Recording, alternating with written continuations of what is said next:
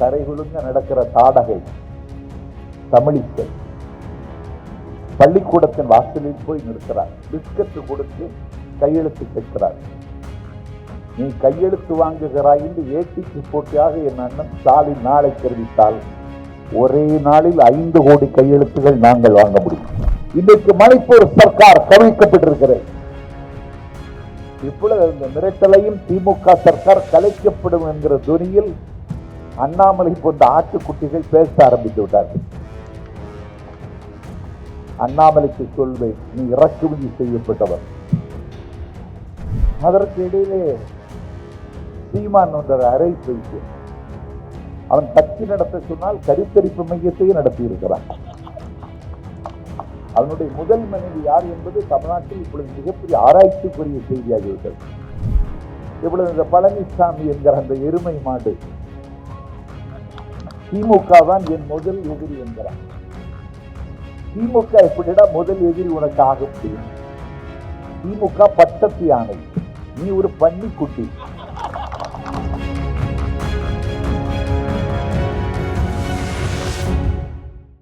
தலைவர் அவர்கள் 72வது வயதில் அடியெடுத்து வைத்திருக்கிற இந்த காலகட்டம் இந்திய துணைக்கண்டத்து அரசியலில் அதனுடைய தட்பவெப்பம் இன்றைக்கு கொதி நிலைக்கு வந்திருக்கிறது. இந்த நாட்டில் இன்றைக்கு டெல்லியிலே இருக்கிற எஜமானர்கள் தமிழ்நாடு காலுக்கு கீழே கிடப்பதால் ஏறி மிதித்து விடலாம் என்று கருதுகிறார்கள். இந்தியாவினுடைய மனிதவள மேம்பாட்டுத்துறை அமைச்சர் தர்மேந்திர பிரதான் தான் அடித்த மூப்பாக இன்றைக்கு தான் தோன்றி தரமாக 43 லட்சம் தமிழ்நாட்டு அரசு பள்ளி மாணவர்களுக்கு வரவேண்டிய நிதி 2252 கோடியை நீங்கள் இந்தி மொழியை கற்றால்தான் தர முடியும் என்று ஒரு நிர்பந்தத்தை நமக்கு தருகிறார். மும்மொழி திட்டத்தை ஏற்றுக்கொண்டால் மட்டும்தான் ஒன்றிய அரசாங்கத்தினுடைய சலுகைகளை தமிழகத்திற்கு தர முடியும் என்று நமக்கு இன்றைக்கு திட்டவட்டமாக அறிவிக்கிறார்கள். நாஞ்சில் சம்பத்தி திருவான்மியூர் மாடவீதியில் கேட்கிறேன், த கன்கரண்ட் லிஸ்ட் ஒத்திசைவு பட்டியலில் இருக்கிற கல்வியில் எல்லா உரிமைகளையும் எடுத்துக் கொள்வதற்கு உனக்கு அதிகாரம் தந்தது யார்? அரசியல் அமைப்பு சட்டம் உனக்கு அதிகாரம் தந்திருக்கிறதா? ஏன் தாண்டி குதிக்கிறீர்கள்? ஏன் இந்த தாண்டவம் ஆடுகிறீர்கள்? இந்தியை காலம் காலமாக நாங்கள் எதிர்த்து வந்திருக்கிறோம். எங்களுக்கு இந்தி மொழியின் மீது எந்த பகையும் இல்லை. எங்களுக்கு இந்தி மொழியின் மீது எந்த வெறுப்பும் இல்லை. இன்றைக்கு எங்கள் உணவகங்களில், எங்கள் தொழிற்சாலைகளில், ஏன் வயல் வெளிகளில் கூட இன்றைக்கு இந்தி பேசுகிற தம்பிமார்கள் வடக்கில் இருந்து புற்றீசல் போல புறப்பட்டு வந்து அவர்கள் இங்கே பாதுகாப்பாக வாழ்க்கை நடத்தி கொண்டிருக்கிறார்கள். ஒரு இனவாத அரசியலை கூச்சமில்லாமல் செய்கின்ற சீமானை போன்ற சில்லறை பயில்களை அங்கீகரிக்காமல் இருக்கலாம். ஆனால் நாஞ்சில் சம்பத் இந்தியாவை ஏற்றுக்கொண்டிருக்கிறேன். நான் இந்திய குடிமகன் என்ற உரிமையில் உங்கள் முன்னால் நிற்கிறேன். ஆனால் அந்த தம்பிகள் இங்கே பாதுகாப்போடு வாழ்கிறார்கள். அவர்கள் இந்தி தான் பேசுகிறார்கள். அவர்களுக்கு தமிழ் தெரியவில்லை. ஆனாலும் அவர்கள் எங்களோடு புழங்குகிறார்கள். எங்கள் மொழியை அவர்கள் புரிந்து கொள்கிறார்கள். அவர்கள் மொழியை நாங்களும் புரிந்து கொள்கிற ஒரு இணக்கமான நிலை தமிழ்நாட்டில் இருக்கத்தான் செய்கிறது. ஆனால் இந்தியை அரசு பள்ளியில் கற்றுக் கொடுத்தால் மட்டும்தான் நாங்கள் உங்களுக்கு சலுகை தர முடியும் என்றால், நீ என்ன பிச்சை போடுகிற இடத்தில் இருக்கிறாயா? நாங்கள் என்ன பிச்சையை வாங்குகிற இடத்தில் இருக்கிறோமா? நீ உயரத்தில் இருப்பதால் உதைத்து விடலாம் என்று கருதினால், நாங்கள் திருப்பி உதைத்தால் உன்னுடைய நிலைமை என்னாகும் என்று யோசித்தாயா? நாங்கள் 1938 இந்தியை எதிர்த்தவர்கள். சக்கரவர்த்தி ராஜகோபாலாச்சாரி இந்தியாவுடைய ஃபர்ஸ்ட் கவர்னர் ஜெனரல், அரசியல் உலகத்தில் மூதறிஞர் என்று கொண்டாடப்பட்டவர். என் பெருமைக்குரியவர்களே, நாக்குக்குள் நுழையாத நம்மாழ்வார் பாசுரத்தை உயர்வர உயர்நலம் உடையவன் எவனவன், மயர்வர மதிநிலம் அருளினன் எவனவன் என்கிற பாசுரத்திற்கு இந்த நாட்டிலே விளக்கம் சொன்ன வேதவியாசர் என்று போற்றப்பட்ட சக்கரவர்த்தி ராஜகோபாலாச்சாரி 1938 125 பள்ளிகளில் இந்தியை கட்டாய பாடமாக்கிறார். பெரியாரும் அண்ணாவும் அதை எதிர்த்தார்கள். பெரியாரும் அண்ணாவும் மட்டுமல்ல, கண்ணுதர் பெரும் களவனும் கழகமோளவருந்து பன்னரும் தெரிந்த பசுந்தமிழ் இயக்கத்திற்காக தனித்தியமிழ் இயக்கம் கண்ட எங்கள் மறைமலையடிகளார் எதிர்த்தார். தமிழ்நாட்டில் தமிழ் மொழியில் முதலாக தசரதன் குறையும் கைகை நிறையும் தசரதன் குறையும் கைகை நிறையும் என்ற ஒரு நூல் எழுதிய திறனாய்வாளர் நாவலர் சோமசுந்தர பாரதியார் எதிர்த்தார். ஈழத்தடிகள் எதிர்த்தார்கள். என் பெருமைக்குரியவர்களே, இந்திக்கு எதிராக ஒரு இயக்கம் தொடங்க வேண்டிய கட்டாயத்தை ராஜாஜி அன்றைக்கு எங்கள் தோளின் மீது திணித்தார். இந்த நாட்டிலே உங்களை வீட்டுக்கும் சிறைக்கு வித்தியாசம் தெரியாத இளைஞர்களே, என்னை நம்பி வாருங்கள் என்று அண்ணா அந்த அறைகூவலுக்கு அழைத்தார். அன்றைக்கு அண்ணா தம்பிமார்களை வாருங்கள் என்று அழைத்தார். ஆதிக்க இந்திய எதிர்த்து போராடுவதற்கு வீதிக்கு வருவோம். டெல்லியிலே இருக்கக்கூடிய எஜமானர்களுடைய இந்த உத்தரவை தூசண கருதி துச்சமரை எதிர்த்து போராடுவோம். அலுவல் போனால் போகட்டும், சலுகை போனால் போகட்டும், தலைமுறை கோடிகண்ட என் தமிழ் விடுதலை ஆகட்டும். போனால் என் உயிர் போகட்டும், என் புகழ் உடல் நிலை ஆகட்டும். தேனால் செய்த செந்தமிழ் தான் திக்கட்டுமே தொழ நிற்கட்டும். பிள்ளை பிறந்தேன் யாருக்காக, பெற்ற தமிழ் மொழி போருக்காக, உள்ளமிருப்பதும் தோலிருப்பதும் உயிர் நிகர் தமிழ் சீருக்காக என்று இந்த பாடல்களை இசைத்துக் கொண்டு துறையூரில் இருந்து தலைநகர் சென்னை வரையிலும் 93 பொதுக்கூட்டங்களை நடத்தி தலைவர் கலைஞர் அவர்களுக்கு ஆதர்சமாக இன்ஸ்பயராக இருந்த பட்டுக்கோட்டை அழகிரி துறையூரிலிருந்து சென்னை வரைக்கும் நடந்தார். 1938 தாளமுத்து சிறைச்சாலையில் செத்தான். நடராஜன் செத்தான். இந்தி எதிர்க்கிற அந்த போர் ஓயவில்லை. 1965 அது மீண்டும் படையெடுத்து வருகிறது.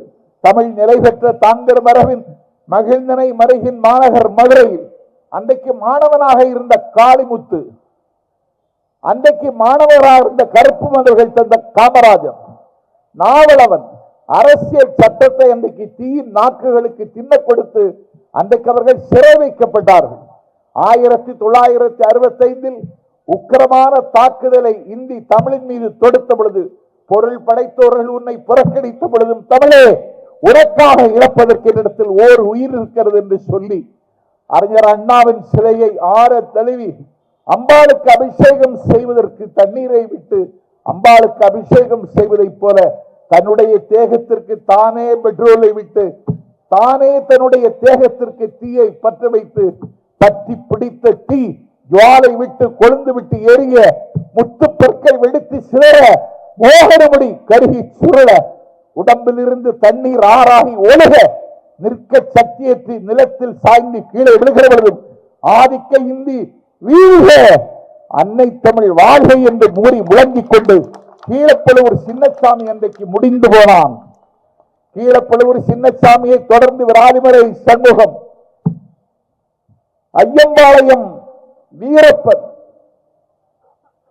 கோடம்பாக்கத்தில் சிவலிங்கம், கோவையில் ஆரோக்கியசாமி, நெல்லிக்குப்பத்தில் மஜீத், கீரனூரில் முத்து, சத்தியமங்கலத்தில் முத்து. மாணவனாக சிதம்பரத்திற்கு கரவேட சென்றான். மண்ணெல்லாம் வீரம் பேசும், மலரெல்லாம் தமிழாயினாரும், பெண்ணெல்லாம் பெரியாய் சீரும் சிவகங்கை சீமையில் கலைவேட சென்ற சிவகங்கை மாணவன் இந்திய எதிர்ப்பு ஊர்வலத்தில் தில்லை வீதியில் அவன் ஊர்வலத்தில் முழக்கமிட்டு வருகிற பொழுது என் பெருமைக்குரியவர்களே, காவல்துறை காக்கி சட்டை அணிந்த காவல்துறை துப்பாக்கி எடுத்து குறிபார்த்த பொழுது சுடு சுடு ஆசை தீர சுடு என்று தன்னுடைய மார்பகத்தை காட்டி மார்பகத்தில் குண்டு தாங்கி மாணவன் சிவகங்கை ராஜேந்திரன் செத்து போனான். மயிலாடுதுறை என்கிற மாயவரத்தில் நஞ்செருந்தி செத்தான் சாரங்கபாணி. உயிரற்ற உடலோடு உடையார்பாளையம் மரத்தில் தொங்கினான் வேலாயுதம். 1965 அன்னை தமிழுக்காக அக்னி பர்வதங்களை அணைத்துக் கொண்டு ஆவை துறந்தார்கள். அன்றைக்குத்தான் டெல்லி விழித்துக் கொண்டது. காங்கிரஸ் கட்சியினுடைய கடைசி ஜனநாயக பண்டிதர் என்று நாடும் ஏடும் போற்றுகின்ற பெருமான் ஜவஹர்லால் நேரு தமிழ்நாட்டினுடைய உணர்வை மதித்தார். இந்தி பேசாத மக்கள் அவர்கள் விரும்புகிறவரை ஆங்கிலமே நீடிக்கட்டும் என்ற உத்தரவாதத்தை தந்தார். அன்றைக்கு இந்த உத்தரவாதம் தந்ததற்கு பிறகு இந்த போராட்டம் முற்றுப்புள்ளி வைக்கப்படும் என்று கருதினால் முற்றுப்புள்ளி வைக்கவில்லை. 67 அண்ணா ஆட்சிக்கு வந்தார். அதற்கு பிறகு மாணவர்கள் போராடினார்கள். கோவையில் வேளாண்மை கல்லூரியில் மாணவர்கள் போராடியது மட்டுமல்ல, கல்லூரி வளாகத்தில் தமிழ்நாட்டு கொடியை ஏற்றினார்கள். அண்ணா முதலமைச்சர், அதிர்ந்து போன அண்ணா சிறப்பு சட்டமன்றத்தை கூட்டி அன்றைக்கு இருமொழி கொள்கைதான் இந்த தமிழ்நாட்டில் எந்நாளும், அது இங்கே அமலில் இருக்கிற வரை அண்ணாதுரை தான் தமிழ்நாட்டின் முதலமைச்சர் என்று அறிவித்தார். அந்த இருமொழி கொள்கையை எடுத்துவிடு என்று இதோ உபதேசம் செய்கிறார்கள் டெல்லியில் இருந்து கொண்டு. நாங்கள் சம்பத் கேட்கிறேன், இந்தி படிப்பதால் என்ன பயன் சொல்? இந்தி பொதுமொழிதானா? இந்திக்கு அந்த தகுதி இருக்கிறதா? இருமொழி கொள்கை பின்பற்றுகிற நாங்கள் எதில் தோற்றோம்? எந்த துறையில் தோற்றோம்? ஒன்றிய அரசாங்கத்தினுடைய கணக்கின்படி 12 துறைகளில் தமிழ்நாடு இன்றைக்கு முதல் இடத்தில் இருக்கிறது. இந்தி படித்ததனாலா? என் பிள்ளை ஆங்கிலத்தில் கல்வி கற்றான். அவன் இன்னைக்கு உலகம் முழுவதும் உலா வருகிறான். நாசா விண்வெளி கூடத்தில் விந்தையை செய்கிறவன் என் தம்பியின் மகன். அதிலே உத்தரப்பிரதேசத்துக்காரனுக்கு இடம் உண்டா? பீகார் காரனுக்கு இடம் உண்டா? ஹரியானா காரனுக்கு அங்கே இடம் உண்டா? என் தம்பி நாசா விண்வெளி கூடத்தில் வேலை பார்க்கிறான். கூகுள் உலகத்தை ஆட்டு படைக்கிறான் தமிழன் சுந்தர் பிச்சை. அவன் இந்தி படித்தவனா? ராஜஸ்தான் மாநிலத்தில் பொக்ரான் பாலைவனத்தில் அணு ஆயுத சோதனையை வெற்றிகரமாக நிறுவி அமெரிக்க ஏகாதிபத்தியத்தின் கன்னத்தில் அறைந்து இந்தியா வல்லரசு என்று வயகத்துக்கு சொன்ன அப்துல் கலாம் இந்தி கற்றவனா? இன்றைக்கு நிலவில் கால் மிதிக்கிறான் தமிழன். கன்னியாகுமரி மாவட்டத்தை சேர்ந்த நாராயணன் இன்றைக்கு இஸ்ரோவின் தலைவர் இந்தி கற்றவரா? இதற்கு முன்னால் இருந்தவர் மயில்சாமி அண்ணாதுரை இந்தி கற்றவரா? விண்வெளி துறையில் இன்றைக்கு அதிசயங்களை ஆச்சரியங்களை மரங்கேற்றுகிறவர்கள் இன்றைக்கும் தமிழர்களாகத்தான் இருக்கிறார்கள். நீ ஏன் இப்போதைக்கு இதை சொல்லுகிறாய்? இந்தியை கற்றுக்கொள்ளுங்கள் என்று. 2026 தேர்தல் வரப்போகிறது. இங்கே கால் ஊன்ற வேண்டும் என்று கருதுகிறார்கள். மும்மொழிக்கு ஆதரவாக இன்றைக்கு கையெழுத்து பெறுகிறார்கள். தரைகுலுங்க நடக்கிற தாடகை தமிழிசை பள்ளிக்கூடத்தின் வாசலில் போய் நிற்கிறார். பிஸ்கட் கொடுத்து கையெழுத்து கேட்கிறார்கள். நீ கையெழுத்து வாங்குகிறாய் என்று ஏட்டிக்கு போட்டியாக என் அண்ணன் ஸ்டாலின் நாளை தெரிவித்தால் ஒரே நாளில் 5 கோடி கையெழுத்துகள் நாங்கள் வாங்க முடியும். நீ ஏன் இப்படி வருகிறாய்? ஒன்றை கேட்கிறேன், நான் கட்சிக்காரர்களுக்காக பேசல, பொதுமக்களுக்காக பேசுகிறேன். இந்தியாவினுடைய பிரைம் மினிஸ்டர் நரேந்திர மோடி அவர் எந்த மொழியில் பேசுகிறார்? குஜராத்தி மொழியில் பேசுகிறாரா? இல்லை, இந்தி மொழியில் பேசுகிறார். நீ காந்தி பிறந்த மண்ணில் பிறந்தவன் நரேந்திர மோடி. ஆனால் நீ இந்தியில் தான் பேசுகிறாய், குஜராத்தை மறந்து விட்டாய். அதே குஜராத்தில் பிறந்தவர் தான் அமித்ஷா, இந்தியாவின் உள்துறை அமைச்சர். அவரும் இந்தியில் தான் பேசுகிறார், குஜராத்தில் பேசுவதில்லை. அப்ப இந்தியா என்கிற ஒரு நாட்டில், ஒரு பன்முகத்தன்மை கொண்ட நாட்டில் பாராளுகிற இடத்தில் இருக்கிறவர் எல்லோருக்கும் தெரிந்த மொழி இல்லாவிட்டால் தொடர்பு மொழி ஆங்கிலத்தில் பேச வேண்டும். இல்லாவிட்டால் இந்தியாவின் மொழி என்கிற வகையில் நீ இந்தியில் பேசலாம். ஆனால் உன்னுடைய தாய்மொழியை மறந்து விட்டாயே. இந்தியாவினுடைய பிரதமரையே இன்றைக்கு இந்தி விழுங்கி விட்டதே. குஜராத்தில் பேச வேண்டிய பிரதமர் இந்தியில் பேசுகிறாரே. இந்தியாவின் உள்துறை அமைச்சரையே இந்தி இன்றைக்கு கபலீகரம் செய்து கொண்டதே. ஐக்கிய நாட்டு சபையில் அன்றைக்கு இந்தியாவினுடைய பிரைம் மினிஸ்டர் அடல் பிஹாரி வாஜ்பாய் இந்தியில் பேசினார். அவர் தலை சிறந்த சொற்பொழிவாளர். இந்தியிலே கவித்துவமாக பேசுகிற ஆற்றல் பெற்ற பெருமகன் அடல் பிஹாரி வாஜ்பாய். அவர் இந்தியாவின் பிரதமர். இந்தியில் பேசினார். நாங்கள் சம்பத்தி இருக்கிறேன். ஆனால் நீ ஏன் குஜராத்தியில் பேச மறுக்கிறாய்? நான் என்ன கேட்கிறேன்?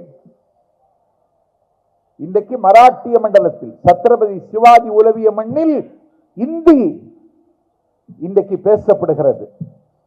மராட்டிய மண்டலத்தில் மராத்தி மெல்ல மெல்ல அழிந்து கொண்டு வருகிறது. காந்தி தன்னுடைய சுயசரிதையை குஜராத்தி மொழியில் தான் எழுதி கொண்டு சிறையில் இருந்து வெளியே வந்தார். அந்த குஜராத்தில் பிறந்த மோடி குஜராத்தியில் பேசாமல் இந்தியில் பேசுகிறார். உள்துறை அமைச்சர் இந்தியில் பேசுகிறார். இது ஒரு பன்முகத்தன்மை உள்ள நாடு. எங்கள் தென்னிந்தியாவில், எங்கள் தென் தமிழகத்தின் தலைநகரில் தியாகராய நகரில் இந்தி பிரச்சார சபா இருக்கிறது. படிக்க வேண்டாம் என்றோமா? வாசலில் நின்று போராடினோமா? இந்தி கற்கக்கூடாது என்று யாரையாவது நிர்பந்தம் செய்தோமா? நெருக்கடி கொடுத்தோமா? இல்லையே. காலம் காலமாக கற்றுக்கொண்டு வருகிறார்கள். ஆனால் அரசு பள்ளி மாணவன் இந்தி கற்க வேண்டும் என்றால் அது ஒரு மொழி சுமை இல்லையா? அந்த சுமை அவன் எப்படி தாங்கிக் கொள்வான்? அவனுக்கு ஊட்டச்சத்து உணவு கூட கிடையாது அரசு பள்ளி மாணவனுக்கு. இப்போதுதான் எங்கள் தலைவர் ஸ்டாலின் 17 லட்சம் பள்ளி மாணவர்களுக்கு இன்றைக்கு காலை சிற்றுண்டி கொடுத்திருக்கிறார். இடைநிற்றல் கல்வி இன்றைக்கு குறைந்திருக்கிறது. ஊட்டச்சத்துள்ள உணவு அவன் இப்போதுதான் சாப்பிடுகிறான். அவனுக்கு தமிழ் படிப்பதற்கே தகராறு.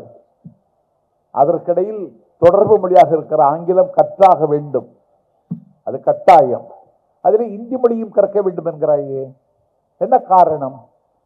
அவனுடைய நோக்கம் இந்தி மொழியை கற்பிக்க வேண்டும் என்பதல்ல. அவனுக்கு இந்த நாட்டில் இந்தியா முழுவதும் சமஸ்கிருதத்தை கற்றுக் கொடுக்க வேண்டும் என்று திட்டமிட்டிருக்கிறார்கள். சமஸ்கிருதம் செம்மொழி, அது ஒரு கிளாசிக்கல் லாங்குவேஜ். நாங்கள் சம்பத் இந்த மொழியை மதிக்கிறேன். நான் அந்த மொழியில் தான் காளிதாசன் சாகுந்தலம் எழுதினான். அந்த மொழியில் தான் காலடியில் பிறந்த ஆதிசங்கரர் பஜகோவிந்தம் எழுதினார்.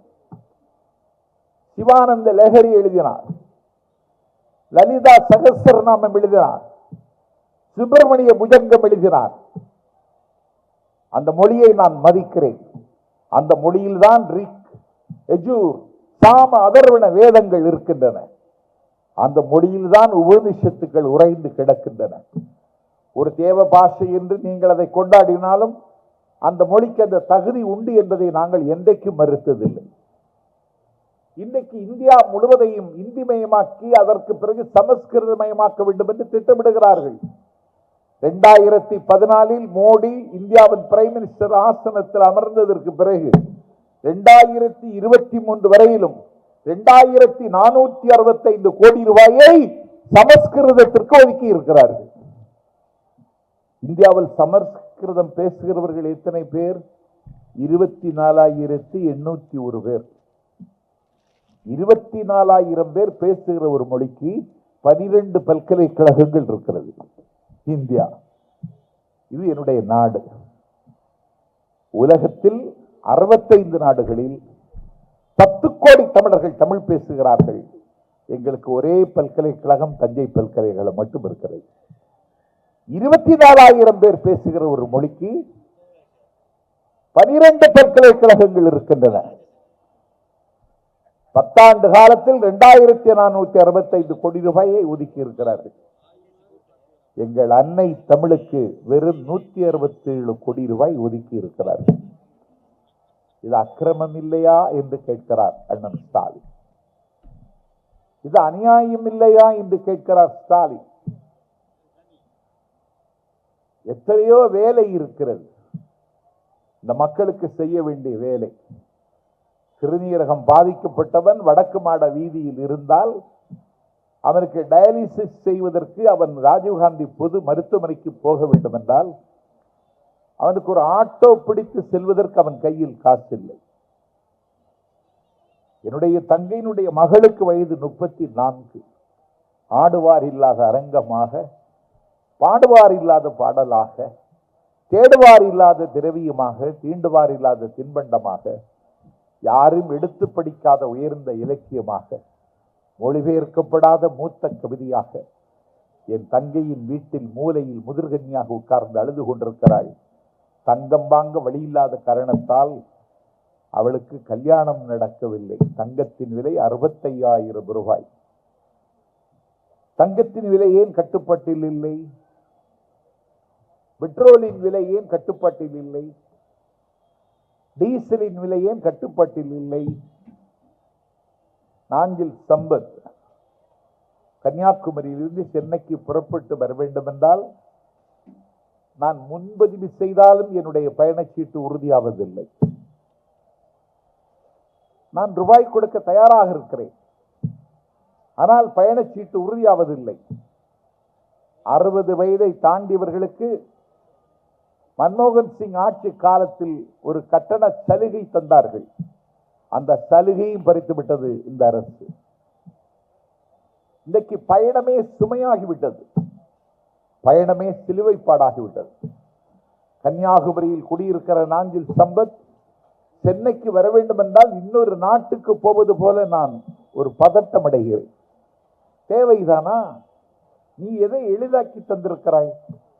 உன்னுடைய 10 ஆண்டு கால ஆட்சியில் இந்த மக்களினுடைய சுமையை நீ பகிர்ந்து கொண்டாயா? இவருடைய வலி என்ன என்று உனக்கு தெரியுமா? நாங்கள் என்ன மாளிகை வேண்டும் என்று கேட்டோமா? எப்பொழுதும் மந்தகாசமாக சிரித்துக் கொண்டிருக்க வேண்டும் என்று ஆசைப்பட்டோமா? குறைந்தபட்சம் உண்ணுகிற உணவுக்கும் உடுத்துகிற உடைக்கும் உரைகின்ற ஒரு உரையிலுக்கும் உத்தரவாதம் கூட தர முடியாத அரசல்லவா உன்னுடைய அரசு. நீ இந்த நாட்டிலே வகுப்புவாதத்தையும் மதவரியையும் கட்டவிழ்த்து விடுகிறாய். துலுக்கனை வெட்டு துலுக்கட்சியை கட்டு என்று நீ வட இந்தியாவிலே திட்டமிட்டு பிரச்சாரம் செய்கிறாய்.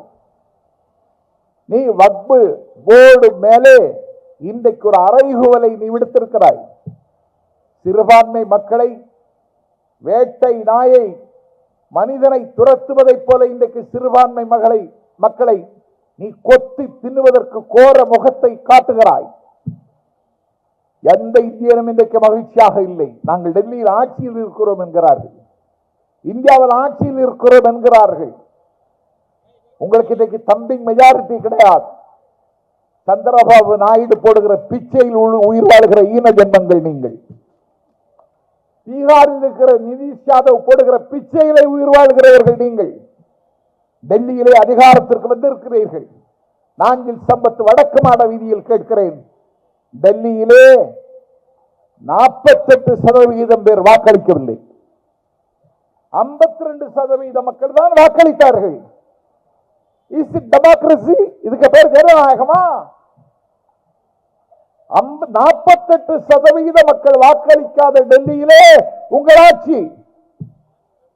அங்கே அதிகாரத்தில் இருந்த அரவிந்த் கெஜ்ரிவால் தோற்கடிக்கப்பட்டார். ஒரு முதலமைச்சராக இருந்தவரை ஊழல் வழக்கில் குற்றம் சாட்டி அவரை சிறைப்படுத்துகிறீர்கள், சித்திரவதை செய்கிறீர்கள். அவர் இடத்தை விட்டு நிரப்புவதற்கு என் தாய்மார்களே, அதிதி என்கிற ஒரு பெண் முதலமைச்சர் முடிசூட்டப்பட்டார். அவருடைய வீட்டை சூறையாடுகிறீர்கள். அவள் குடியிருக்கிற வீட்டை நீங்கள் காலி செய்கிறீர்கள். அன்றாடம் அராஜகம், அன்றாடம் அக்கிரமம். நான் என் தாய்மார்களை கேட்கிறேன், மணிப்பூர் இயற்கை நாட்டியம் செய்கிற இடம், எழில் கொல்கும் ஊர் மணிப்பூர். அந்த மணிப்பூரில் மெகதி இனத்தை சார்ந்தவர்கள் கும்கி இனத்தை சார்ந்த பெண்களை ஊர்வலமாக அழைத்துக் கொண்டு வந்து அதிலே 2 பெண்களை முன்னிறுத்தி 2 பெண்களையும் ஒரு பொட்டு துணி இல்லாமல் நிர்வாணமாக பட்ட பகலில் 12 மணிக்கு ஊர்வலமாக அழைத்து வருகிறார்கள். ஊர்வலமாக அழைத்து வரப்பட்ட மெகதி பெண்கள் இருவரையும் காட்டுக்கு அழைத்து சென்று வன்புணர்வு செய்கிறார்கள். வன்புணர்வு செய்தது மட்டுமல்ல, அதிலே 40 வயது நிரம்பிய ஒரு சகோதரி வன்புணர்வு செய்யப்பட்டாலே அவள் யார் என்றால் இந்தியா பாகிஸ்தான் யுத்தத்தில் கார்கில் போரில் இந்தியாவின் மானம் காக்க எல்லையில் போராடிய ராணுவ வீரனுடைய மனைவி. நான் மகளிர் தினத்தில் பேசுகிறேன். விளக்கமான விதியில் ஒரு ராணுவ வீரனுடைய மனைவிக்கே இந்த நாட்டில் உத்தரவாதம் இல்லை. நாடாளும் பிரதமர் போய் பார்த்தாரா? ஏன் என்று கேட்டாரா? இந்த அக்கிரமத்தை ஆராதனை செய்த அந்த மண்ணினுடைய முதலமைச்சரையாவது பதவி விலக சொல்லி என்று சொன்னாயா? இன்றைக்கு மணிப்பூர் சர்க்கார் கவிழ்க்கப்பட்டிருக்கிறது. இப்பொழுது இந்த மிரட்டலையும் திமுக சர்க்கார் கலைக்கப்படும் என்கிற துணியில் அண்ணாமலை போன்ற ஆட்டுக்குட்டிகள் பேச ஆரம்பித்து விட்டார்கள். அண்ணாமலைக்கு சொல்வேன், நீ இறக்குமதி செய்யப்பட்டவன். நீ தமிழ்நாட்டு அரசியலுக்கு தகுதியானவன் அல்ல. திமுகவை எதிர்ப்பதுதான் உன்னுடைய வேலையா? எவ்வளவு வேலை இருக்கிறது? நீ ஏன் இந்த நாட்டில் 2252 கோடி ரூபாய் 43 லட்சம் மாணவர்களுக்கு பயன்படுகிற தொகையை விடுவியுங்கள் என்று தர்மேந்திர பிரதான் இடத்தில் உன்னால் கேட்க முடியவில்லை? உன்னை எது தடுக்கிறது? திமுக ஆட்சி அகற்றுகிறவரை காலில் செருப்பணிய மாட்டாராம் அண்ணாமலை. அண்ணாமலைக்கு சொல்வேன், 7 ஜென்மம் எடுத்தாலும் இனி உனக்கு செருப்பணியக்கூடிய வாய்ப்பு கிடைக்காது. அதற்கு இடையிலே சீமான் என்ற அரை பைத்தியம் அவன் கட்சி நடத்த சொன்னால் கருத்தரிப்பு மையத்தையும் நடத்தி இருக்கிறான். அவனுடைய முதல் மனைவி யார் என்பது தமிழ்நாட்டில் இப்பொழுது மிகப்பெரிய ஆராய்ச்சிக்குரிய செய்தியாகிவிட்டது. ஒரே ஒரு நடிகை 7 முறை கருத்தரிப்பு செய்திருக்கிறார். 7 முறை கருத்தரிப்பு செய்தால் என்றால் அந்த கருவை உருவாக்குவதற்கு இவன் எத்தனை முறை போராடி இருப்பான் என்று எண்ணி பார்த்தால் எனக்கு ஆச்சரியமாக இருக்கிறது. இன்னும் அவன் தனித்தே நிற்பேன் என்கிறான், தனித்தே போராடுவேன் என்கிறான். நீ விஜயலட்சுமியிடத்திலும் தனித்தாய் தான் போராடினாய். உனக்கு என்ன திராவிட ஒவ்வாமை? திராவிடம் வேறு, தமிழ் தேசியம் வேறு அல்ல. நான் கொஞ்சம் நாளாகவே இதில் ஆய்வு செய்து விவாதம் செய்து கொண்டிருக்கிறேன். தமிழ் தேசியமும் திராவிட தேசியமும் முரண்பட்டதல்ல. இப்பொழுது ஒரு திராவிட ஒவ்வாமை, திராவிடியன் அலர்ஜி அந்த சீமான் என்கிற சில்லறை பெயரை தாக்கி இருக்கிறது. அவன் பெரியாரை கொச்சைப்படுத்துகிறான். பெரியார் உடல் இச்சை செய்ய வேண்டும், இச்சை கொள்ள வேண்டும் என்ற ஆசை வந்தால் நீ உன்னுடைய தாயை கூட புணரலாம், உன் தமக்கை கூட புணரலாம் என்று பெரியார் சொன்னதாக சொல்லுகிறான். பெரியாரை எழுத்தண்ணி படித்தவர் நாஞ்சில் சம்பத் எந்த இடத்திலும் பெரியார் அப்படி சொல்லவில்லை. என் பெருமைக்குரியவர்களே, பெரியார் சொன்னதாக சொல்லுகிறார். அப்படி என்றால் ஆதாரம் காட்டு. தந்தை பெரியார் திராவிட கழகத்தின் தலைவர், போராடுவதற்காகவே பிறந்தவன். அண்ணன் கோவை ராமகிருஷ்ணன் அவனுடைய வீட்டுக்கு நேரடியாக வந்தார். ஆதாரத்தை காட்டென்று ஓடி ஒளிந்து கொண்டான். உருட்டுக்கட்டைகளை வைத்துக் கொண்டு அவன் வீட்டிலே ஒரு குண்டர் கூட்டம் கோவை ராமகிருஷ்ணனை தாக்குவதற்கு முற்றுகையிட்டது. அண்ணன் ஸ்டாலினுடைய காவல்துறை அன்றைக்கு பாதுகாப்பு தந்தது. திராவிடமும் தமிழ் தேசியத்திற்கும் முட்டலும் மோதலும் இருப்பது மாதிரி ஒரு மாய சித்திரத்தை தீட்டுகிறாய். நீ பெரியாரின் மீது கல்லறிகிறாய். நான் சீமானுக்கு வடக்கு மாட வீதியில் இருந்து சொல்லிக் கொள்வேன், 2026 தேர்தலில் உன்னுடைய நாம் தமிழர் கட்சி உயிரோடு இருக்காது. அந்த வேலையை நாங்கள் பார்ப்போம். 2026 வரை நீ தாக்கு பிடிக்க மாட்டாய். உன்னிடத்திலே கொள்கை இல்லை. நீ ஊரை ஏய்த்து பிழைக்கிறவன். நீ கடல் கடந்த நாடுகளுக்கு சென்று மேதகு பிரபாகரன் என்கிற எங்கள் தலைவனை சொல்லி நீ வரி வசூல் செய்த வாழ்க்கை நடத்துகிற பிச்சைக்கார நாயினி. உனக்கு மேதகு பிரபாகரனுக்கும் ஏதாவது ஒட்டுண்டா, உறவுண்டா? உனக்கு அவரை தெரியுமா? மேதகு பிரபாகரனுக்கு உன்னை தெரியுமா? நான்கில் சம்பத்து ஒரு வரலாற்று மாணவனாக உங்களுக்கு பதிவு செய்கிறேன். உலகத்தில் இதுவரைக்கும் பிறந்த விடுதலை வீரர்களில் தம்பி பிரபாகரனுக்கு நிகரான வீரன் உலகத்தில் இன்னும் பிறக்கவில்லை. அவன் ஒரு வல்லாதிக்கத்தை எதிர்த்தான். அவன் ஒரு பேரினவாதத்தை எதிர்த்தான். இஸ்ரேல் மொசோத்து கூட்டுப்படைகளை தன்னந்தனியாக எதிர்த்தான். ராஜராஜ சோழன் என்கிற சோழமா மன்னனுக்கு பிறகு கப்பல் படை வைத்திருந்தவன் எங்கள் தம்பி பிரபாகரன். ராஜராஜ சோழனுக்கு பிறகு முப்படைகளை வைத்து இயக்கவன் தம்பி பிரபாகரன். அந்த சின்னஞ்சிறிய கண்ணற்ற இலங்கை தீவில் விமான ஓடுதளத்தை வைத்திருந்தவன் தம்பி பிரபாகரன். நஞ்சிருக்கும் குப்பைகளை நடுக்கழுத்தில் தொங்கவிட்டு வெஞ்சவரில் திரியக்கூடிய வேங்கைகளை வழிநடத்தியவன் தம்பி பிரபாகரன். அந்த நிகரற்ற பெருவீரனை அவன் இவனுக்கு ஆமைக்கறி பரிமாறியதாக கதை விடுகிறான். மேதகு பிரபாகரனையோ தந்தை பெரியாரையும் அவர்களை ரெண்டு திசையில் நிறுத்தி மோதவிட்டு பார்க்கிறான். நான் சீவானுக்கு வடக்கு மாட வீதியில் இருந்து சொல்லுகிறேன், இனி எங்கள் ஆகாயத்தை போல் பரிசுத்தமான எங்கள் தந்தை பெரியாரை நீ அழுக்காக்கினால் எங்கள் காலில் கிடக்கிற செருப்பு காலில் கிடக்காது என்பதை எச்சரிக்கிறார். ஏதோ ஸ்டாலின் ஒரு வித்தியாசமான தலைவர். அவர் யாரையும் பகைத்துக் கொள்வதில்லை, அவர் யாரிடத்திலும் முரண்படுவதும் இல்லை.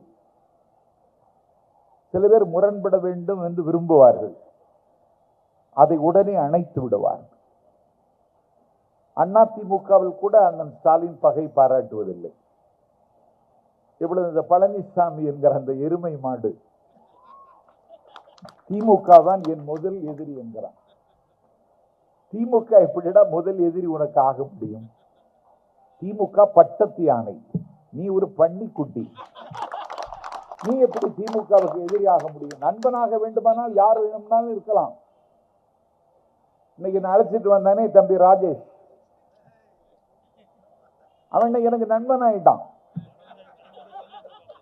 என்னை அழைத்து கொண்டு வந்து எனக்கு அடையாறு ரத்னா கஃபேல காஃபி வாங்கி தந்து வடை வாங்கி தந்து என்னை மேடைக்கு அழைத்து வந்து நாளைக்கு எப்போது புறப்படுகின்ற கேட்டு, எனக்கு கார் வசதி இல்லை, நான் தங்கும் விடுதியில் தங்கலை, என்னை ஒரு தாயை குழந்தையை பேணுவதை போல நண்பன் ஆயிட்டான் ராஜேஷ். நண்பனாக வேண்டுமானால் யார் வேண்டுமானாலும் இருக்கலாம், ஆனால் எதிரியாக இருப்பதற்கு சில தகுதிகள் வேண்டும். எங்க அண்ணன் ஸ்டாலினுக்கு நீ எதிரியா? அவன் அடக்குமுறை சட்டங்களை ருசி பார்த்தவன், அவன் மிஸ்ஸா என்கிற அக்கினியாற்றில் குளித்தவன், அவன் இருண்டு கிடக்கிற இதயக்களுக்கள் விடுவதற்கு இளமையில் பலியானவன்.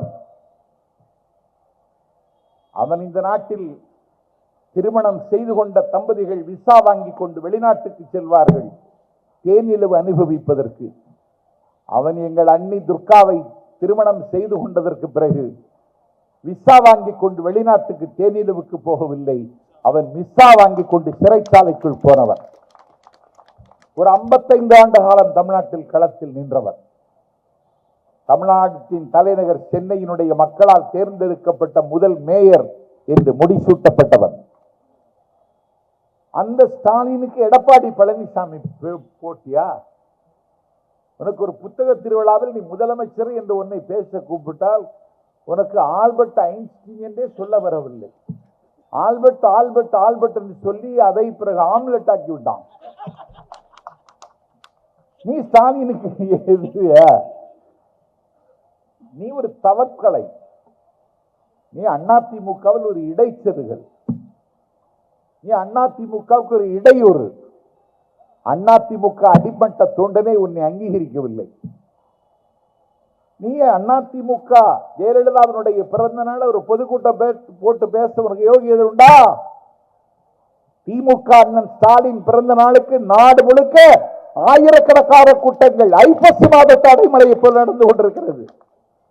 அண்ணன் பிறந்த நாளை வைத்துக் கொண்டு நாங்கள் இன்றைக்கு ஒரு பிரபகண்டா வார், ஒரு பிரச்சார யுத்தத்தை நாங்கள் நடத்தி கொண்டிருக்கிறோம். நீ ஸ்டாலினுக்கு எதிரின்னா எப்படிடா இதை ஏத்துக்கிறது? என்ன ஆச்சு உனக்கு? உன் கட்சி அவன் சின்ன பின்னமா உடைச்சிட்டு இருக்கான், உனக்கு தெரியாது. அதிமுக என்கிற அமைப்பை நான் கொண்டாடுகிறேன். அந்த அமைப்பு வெல்ல வேண்டும் என்று நான் விரும்புகிறேன். திராவிட முன்னேற்ற கழகத்திற்கு அடுத்த இடத்தில் அதிமுக ஆரோக்கியமாக இருக்க வேண்டும் என்று ஆசைப்படுகிறேன். காரணம், RSS வகுப்புவாத சக்தி தமிழ்நாட்டில் ஊடுருவாமல் அதை ஒரு அரண்போல் பாதுகாக்கிற தகுதி அதிமுகவுக்கு உண்டு என்று நான் கருதுகிறேன். நீ அதிமுகவை காப்பாற்றுகிறாயா? உனக்கு அந்த தகுதி இருக்கிறதா? நீ ஸ்டாலினை எதிரின்னா நீ எந்த நிலையில் இருக்கிறாய்? இந்தியா எங்க இருக்கிறது? இந்தியாவில் இன்னைக்கு தமிழ்நாடு எந்த இடத்துல இருக்கு? ஜமைக்காவில் ஒரு தமிழன் பணியாற்ற போன இடத்துல இறந்துட்டான். அவன் இறந்த ஈர செய்தி கேட்டு அவனை ஈண்டெடுத்த தாய் நெஞ்சில் மாரடித்து அழுகிறாள். திரவியம் தேடப்போன பிள்ளை சாவின் மடியில் விழுந்து விட்டானா என்று சஞ்சலப்படுகிறாள். வானமகரை கத்துகிறாள். என் மகனை மீட்டு தாருங்கள் என்று அவள் கோரிக்கை வைக்கிறாள். டெல்லி அரசு மீட்டு தந்ததா? எங்கள் அண்ணன் ஸ்டாலின் அதற்கு முயற்சி எடுத்தார். மீட்டு தருகிற போராட்டத்தில் அண்ணன் ஸ்டாலின் வெற்றி பெற்றார். 105 நாளைக்கு பிறகு ஜமைக்காவில் இறந்த அந்த தம்பியின் போல் உடம்பு சென்னைக்கு வந்ததென்றால் அதற்கான செலவு 18 லட்சம் ரூபாயை அண்ணன் ஸ்டாலின் கொடுத்தார். இந்தியாவின் மானம் காக்கிற மோடி என்ன செய்கிறார்? இன்றைக்கு அமெரிக்காவிலே ட்ரம்ப். அவன் அமெரிக்காவின் மோடி. மோடி இந்தியாவின் ட்ரம்ப். இன்றைக்கு என்ன செய்தார்? குடியேற்ற கொள்கைகளை சீர்திருத்தம் என்கிறான். அமெரிக்காவில் சட்டவிரோதமாக குடியேற்றியவர்களை வெளியேற்றுவேன் ஒரே போல கத்துகிறார் ட்ரம்ப். 205 இந்தியர்களை இந்தியாவுக்கு நாடு கடத்துவதை போல கடத்துகிறார். போர் விமானத்தில், பயணிகள் விமானத்தில் அல்ல, போர் விமானத்தில் கடத்துகிறார். என் தாய்மார்களே, காலில் சங்கிலி, கையில் விலங்கு. விமானத்தில் குடிக்க கூட தண்ணீர் இல்லை. டெல்லியில் தரையிறக்கவில்லை, அமிர்தசரஸில் தரையிறக்குகிறார். இதை போல ஒரு சின்னஞ்சிறிய நாடுதான் கொலம்பியா. கொலம்பியாவையும் கொலம்பியா மக்களையும் நாடு கடத்துகிறார் ட்ரம்ப். என் பெருமைக்குரியவர்களே, கொலம்பியாவின் அதிபர் சொன்னார், நீ போர் விமானத்தில் கடத்துவதை ஒப்புக்கொள்ள முடியாது, அந்த விமானத்தை தரையிறங்க அனுமதிக்க மாட்டேன் என்று சொன்னது மட்டுமல்ல, உன்னால் பயணிகள் விமானத்தை எங்கள் கொலம்பியர்களுக்கு தர முடியாவிட்டால் நானே அமெரிக்காவுக்கு விமானத்தில் வந்து எங்கள் கொலம்பிய மக்களை மீட்பேன் என்றான். அவன் அதிபரா? நீ அதிபரா? ஆகவே எல்லா வகையிலும் இன்றைக்கு ஒரு அறைகூவலை எதிர்கொள்ளுகிற இடத்தில் இருக்கிறோம். அந்த அறைகூவலை எதிர்கொள்ளுகிற ஆளுமையோடு, ஆற்றலோடு விண்ணுக்கும் மண்ணுக்கும் அண்ணன் ஸ்டாலின் விசுரூபம் எடுத்திருக்கிறார். மகாபாரத குருஷேத்திரத்தில் அர்ஜுனனுக்கு கண்ணன் தன்னுடைய விசுரூபத்தை காட்டியதைப் போல இந்திய அரசியலில் அண்ணன் ஸ்டாலின் தன்னுடைய விசுரூபத்தை இந்த 72 வயதில் காட்டி களத்தில் நிற்கிறார். அந்த அண்ணன் ஸ்டாலினுக்கு பல்லாண்டு பாடுகிறேன், பைந்தமிழால் வாழ்த்துகிறேன் என்று அண்ணன் ஸ்டாலினுக்கு பல்லாண்டு பாடி, இன்னும் பேசினால் நலத்திட்ட உதவிகளுக்காக காத்திருக்கிற தாய்மார்கள் என்னை சபித்து விடுவார்கள் என்று அஞ்சு விடைபெறுகிறேன். நன்றி, வணக்கம்.